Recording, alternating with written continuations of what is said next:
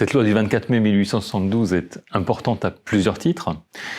D'abord parce qu'elle consacre et confirme l'existence d'une juridiction administrative séparée de l'ordre judiciaire. C'est le premier point très important dans cette loi. Cette existence avait été remise en cause en 1870 par le gouvernement de défense nationale qui avait envisagé la suppression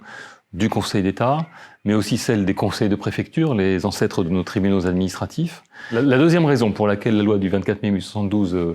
est importante et fondamentale, c'est qu'elle consacre l'indépendance du Conseil d'État au contentieux, dans son article 9, qui précise que le Conseil d'État statue souverainement sur les recours dont il est saisi. C'est ce qui marque le passage de ce qu'on appelle la justice retenue, où les décisions du Conseil d'État devaient être signées par le chef de l'État pour produire des effets, à la justice déléguée, où les décisions sont exécutoires dès qu'elles ont été rendues, et sont rendues au nom du peuple français. Donc on a dans cette loi à la fois l'affirmation de principes fondamentaux,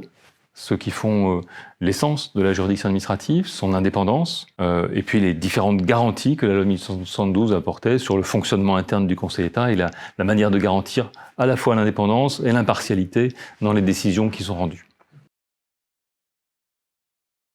Dans les grandes évolutions qu'a connues la justice administrative depuis 1872, il y a bien sûr l'évolution qui a conduit les conseils de préfecture à devenir d'abord des conseils de préfecture interdépartementaux en 1926, puis à devenir des tribunaux administratifs en 1953 qui exercent la compétence de plein droit en premier ressort. À ce moment-là, le Conseil d'État est devenu juge d'appel. Et puis en 1987, avec la création des cours administratives d'appel, qui ont permis de constituer le réseau de la justice administrative tel qu'on le connaît aujourd'hui, le Conseil d'État est devenu juge de cassation à titre principal, même s'il conserve encore une compétence de premier ressort sur les actes réglementaires les plus importants. Et puis, sur le rôle, la place du juge et le service qu'il rend aux usagers, les évolutions les plus importantes sont sans doute celles qui ont conduit à lui donner un pouvoir d'injonction d'abord en 1995 pour permettre à ses décisions d'avoir des effets concrets.